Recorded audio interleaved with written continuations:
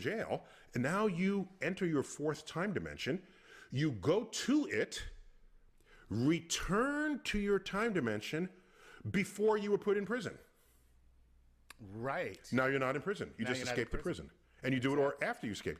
So that it works the same way as the spatial dimension if we can invent that. But that's all I got to say about that. Yeah. A better thing would be to return to before you committed the crime and not commit it. Oh, Reverend Chuck. the moralist, Reverend Chuck. Newton versus Einstein. Einstein's curved space-time does not exclude the possibility of time travel. Why is that? Well, Einstein shows us that time is far more flexible than we would have thought, based on a Newtonian world, which is really based on our intuitive picture of how the universe is put together. In Einstein's vision, time becomes flexible. It can warp, it can bend, and that definitely allows time travel to the future. That's non-controversial. And it may, although it's much more controversial, allow time travel to the past as well.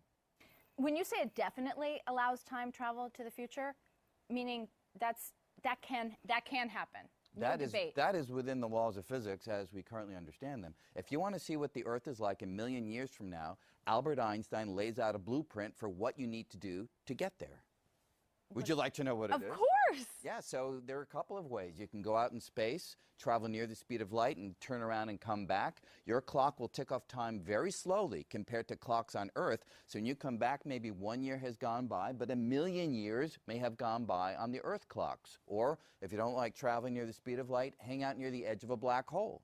Again, your clock will tick off time very slowly, so when you come back to Earth, much more time will have elapsed, which means you will have leapfrogged into Earth's future. That is time travel to the future. And there's no one who doesn't agree with this who knows what they're talking about. So is it all gravity and speed? It's speed and gravity. That's the key new feature that Einstein injects into our understanding of time. When Einstein figured that out, how many hundreds of years after Newton lived? Couple hundred, Couple hundred years. Was it because Einstein's mind was capable of that thought experiment, or was it because there was technology around that Newton could never have accessed? No, it was the mind of Einstein. There was no technology really driving what was going on here. It was Einstein's recognition of a deeper understanding of reality. It came from, ultimately, mathematics. I mean, can we say Einstein was a lot smarter than Newton? No, actually, if you want to put them head to head, I think I'd put Newton ahead. What? Yeah, because Newton came into the world and there wasn't a base of scientific understanding from him to jump off from. He had no shoulders of giants to stand on. Although he said that he did. But that was just, being quite gracious. He really invented modern way of looking at the world, the mathematical insights into the nature of reality. And look, Einstein was no slouch, don't get me wrong, right? But in terms of revolutionizing the way we engage with reality, Newton was second to none. So a closed time-like curve, capital C, capital T, capital C, is a thing?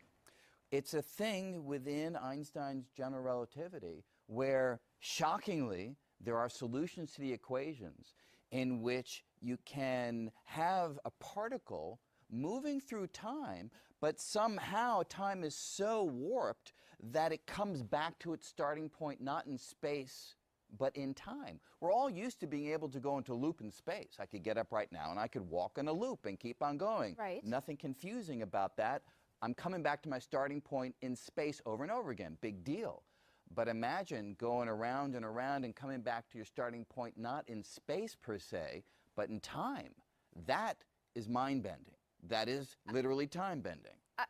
Yeah, I don't get it.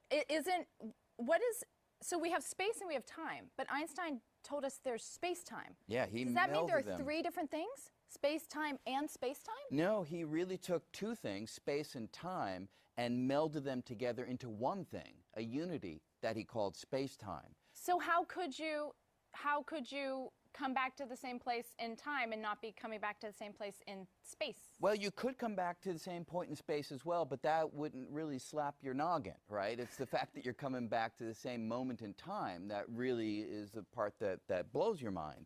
And yes, so the ordinary characteristics of space that we're familiar with, Einstein and some said those kinds of features actually apply to time too, and that's completely different. Newton just says, look, here's space, and time just elapses. Universally, it's the same for you and me, regardless of where we are or what we're doing. And Einstein says, no, no, no, no. Motion through space can affect the passage through time. Hanging out near the edge of a black hole, a certain location in space affects how you experience time. Nobody would have thought there was that kind of deep connection between space and time until Einstein comes along. That's general relativity. That's general relativity. Time is relative to where you are in space. Yes, exactly. That is so noggin slapping, to borrow your very evocative phrase. All right, so would I embarrass myself at, say, a dinner party if I suggested that mathematically a closed time-like curve is possible because the whole theory of quantum gravity isn't actually whole? I mean, parts of a comprehensive theory of quantum gravity are missing, right? Yeah, no, that's a vital point. Whenever we talk about Einstein's general relativity or even Newtonian ideas of physics, we're in the realm of so-called classical physics, which means we're not taking into account the insights of quantum physics, which is the physics of very small things.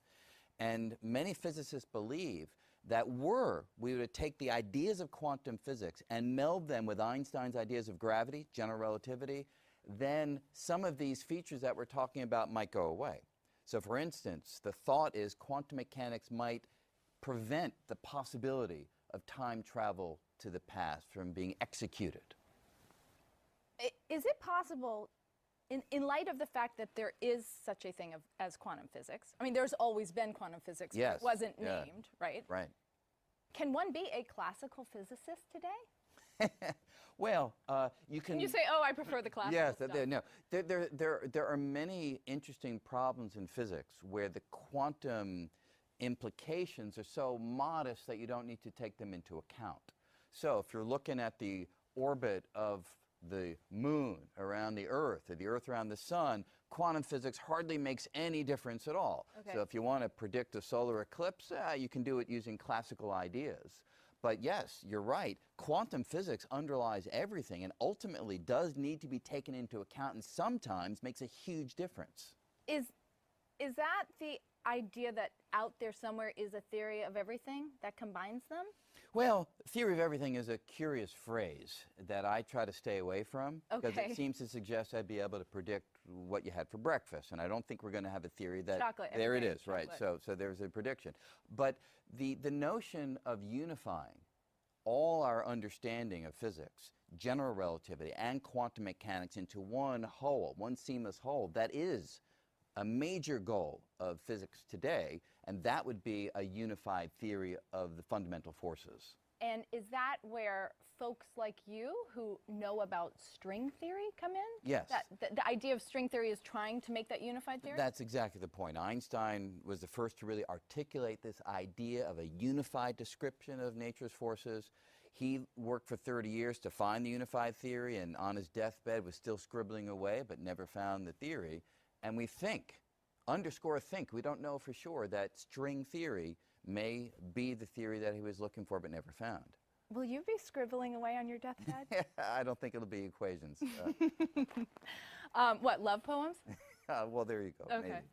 You know, I once read that Stephen Hawking, he worked on an escape plan for characters like Merlin and Amy Adams who would be stuck in time travel loops.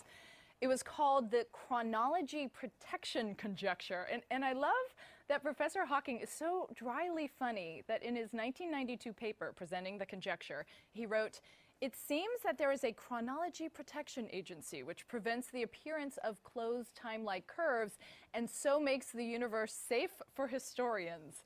So Hawking's paper sounds like a great opening to a movie.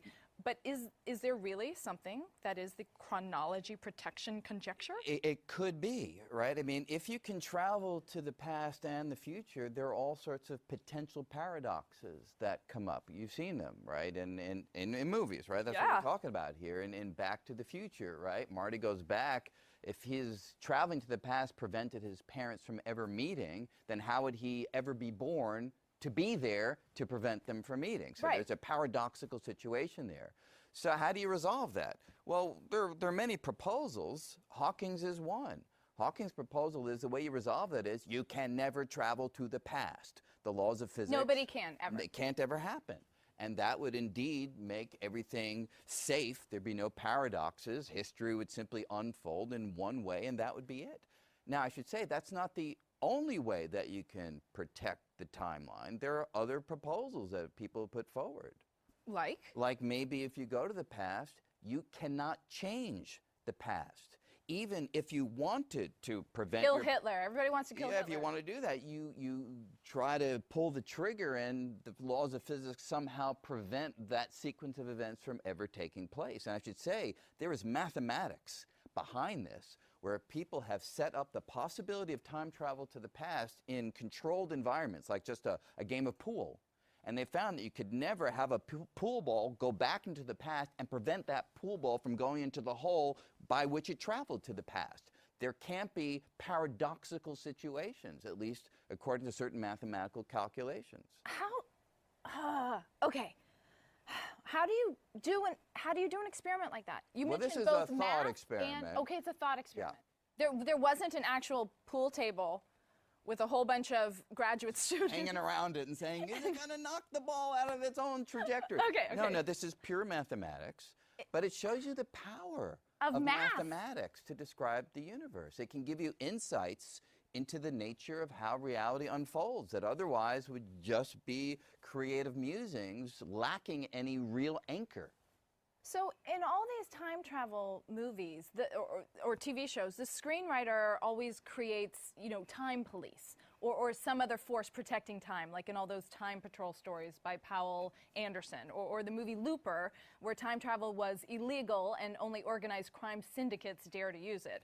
And of course, in every 5th episode of Doctor Who, the Doctor is running afoul of the Time Lords. But from what you say, Brian, there really is a time protection agency maybe, and it's called math? Yeah, but underscore the maybe. Yes, it could be that math prevents this kind of time travel to the past, but the math is suggestive right now. It's not definitive. The door to travel to the past, in my opinion, is still a tiny bit open, and the future will tell whether we can slip through it. Door to the future, totally open. Yes. Door to the past, a little bit open. A crack. Do you, just on a personal Brian Greene level, do you believe it's possible? My beliefs are shaped by experiments in math. mathematics. And Okay. there's no basis for judgment as yet. Do you wish you could? Yes, I think anything that changes the way we grasp reality is the most exciting experience that we can have. So yeah, that would be amazing. I'd love to talk about some of the time travel tropes that seem to draw on real physics. Let's start with the most obvious. The overarching rule of fictional time travel is create no paradoxes. And paradox is this word that screenwriters love to toss around. What does it exactly mean in science? A paradox in science is a situation in which you come to a result that's logically inconsistent. You're saying this is true and this is not true. A logical inconsistency, which we call a paradox. And we often throw around the word paradox in science a little bit loosely.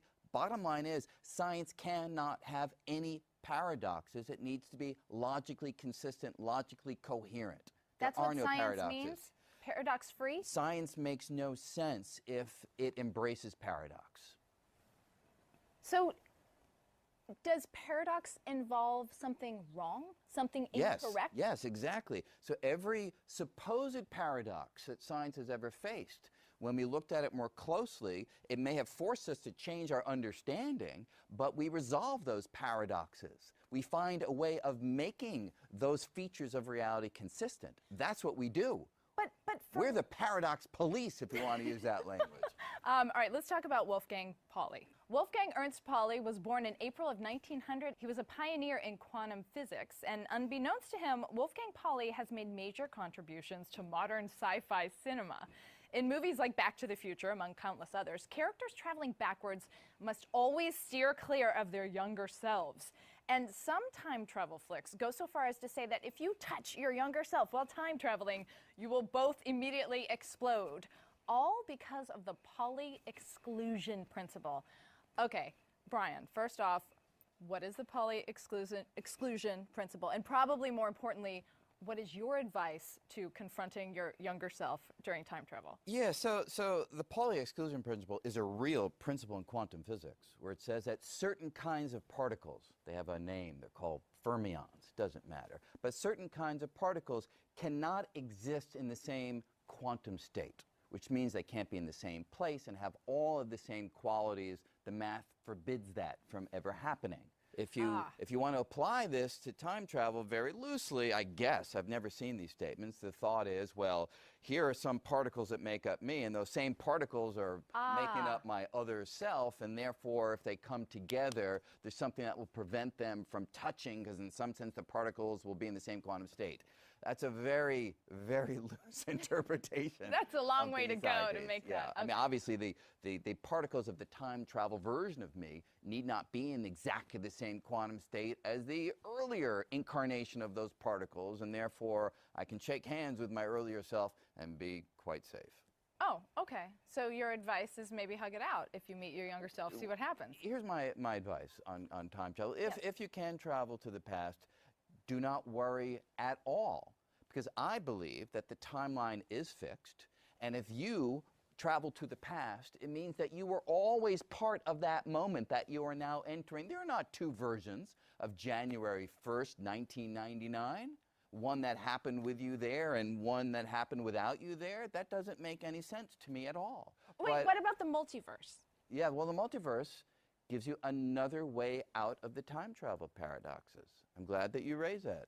So it could be that when you travel to the past, you don't travel to the past of your own universe. You travel to the past of a parallel copy of your universe, and therefore, if you prevent your parents from meeting, that's not such a big deal, because it only means that you won't be born in that universe, but your origin in the original universe is completely safe. But isn't every universe your universe if you exist in it? Well, there are these parallel realities, and some you will be in and some you will not. And that's perfectly fine. Self-esteem crushing. If there's a multiverse, don't you want to exist in all of them? But it even goes the other way around, because you know, if there are these various copies of you in some of these universes, maybe not all of them, who are you? Right. If I'm here now, who am I there? Like, am I really like this? who's the real you, or are they all the real you, or has your identity been smeared out across all these universes? Does this stuff would keep me up at night and give me the shakes? But this is your métier. Are you totally sanguine with these kind of questions? This is sort of the bread and butter of what we do, and the deeper we head into the mathematics, sometimes the stranger the ideas that emerge. And it doesn't mean that they're all correct, but it does mean that they're worthy of consideration, and that's what we give them. The 2004 film, The Butterfly Effect, starring Ashton Kutcher, took its title from a phrase in MIT meteorology professor Edward Lorenz's 1963 groundbreaking mathematical paper with the very boring title, Deterministic Non-Periodic Flow. Lorenz detailed how a tiny change can dramatically alter pretty much anything over time, and like the flap of a butterfly's wing, the effect of Lorenz's work was nearly imperceptible at first, but by the 1980s, many scientists across genres began to recognize the ways Lorenz's work challenged long-held views of the world.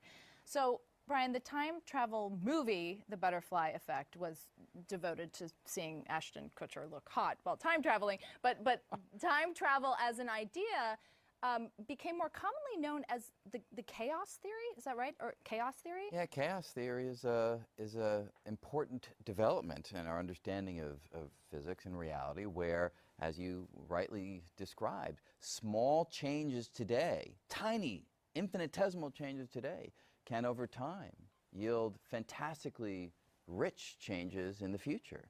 And that means that it's very hard to make specific and detailed predictions in these systems, because it's so hard to lay out the state of things today with that kind of accuracy to not have the uncertainty of the butterfly's wings flapping.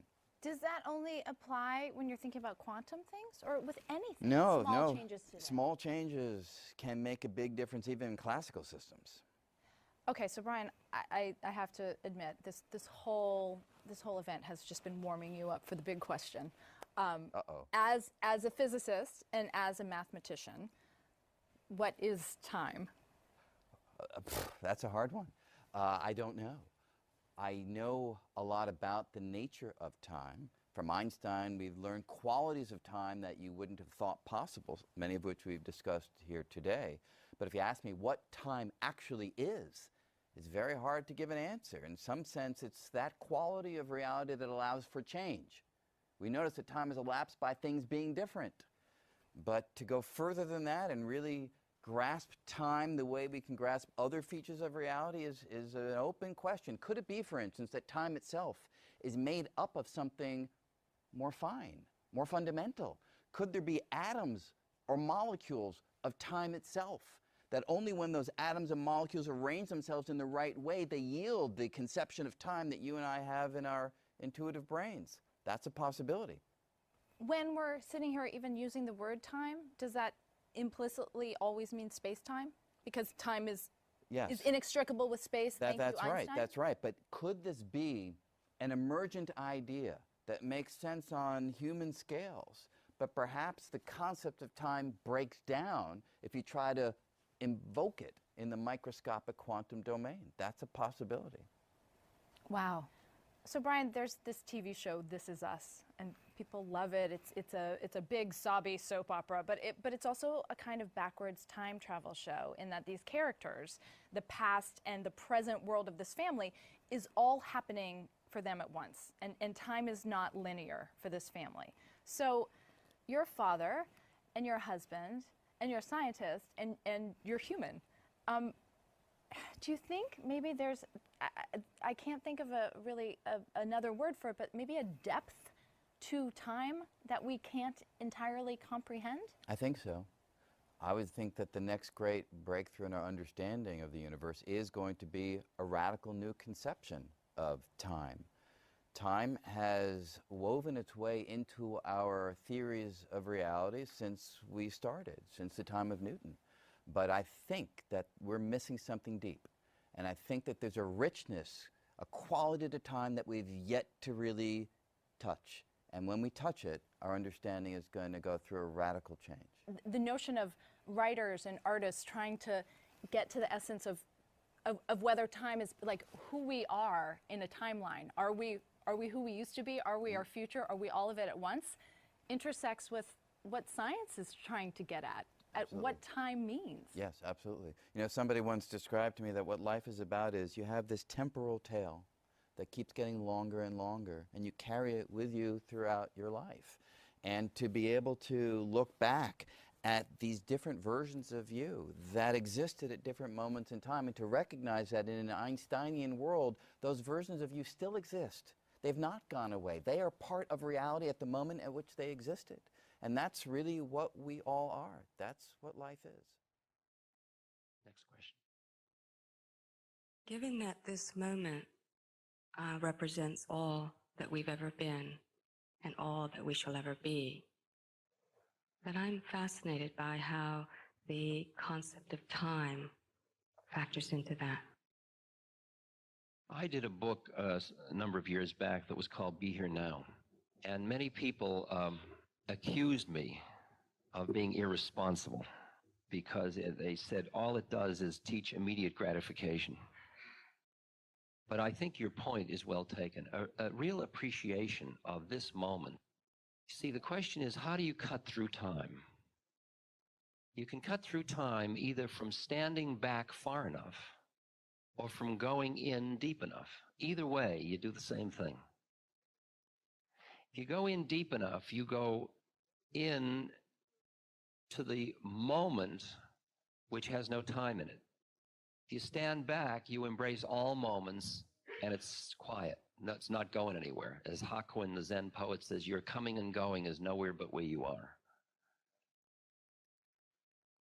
When you stand back, this moment, because of the lawful relationship of all forms with everything else in determinism, this moment has in it lawfully a connection to everything that's going to happen and everything that ever did happen. Because it's not only lawfully connected across space, but across time as well. So that when you are sufficiently quiet and centered, you are in the presence of all of it. That's when Kalu says, you are nothing, and realizing you are nothing, you are everything. At that moment, you are past and future and all of it. So that when somebody asks me a question and I empty back into all of it. And then as I come back into form, with that question having been the intent of the going into emptiness, somehow it brings back from emptiness, from all of it, what is necessary for that response. In the moment,